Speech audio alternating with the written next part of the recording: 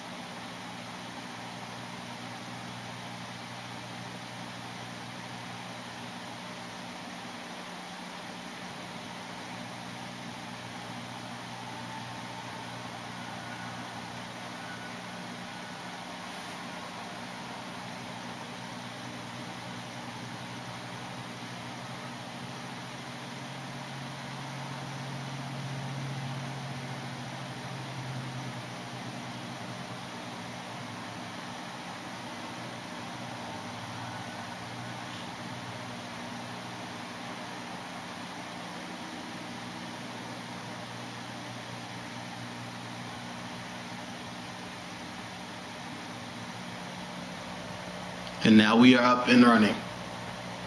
As you can see, centrifuges, building controls, and initializing audio is what takes up the majority of the time.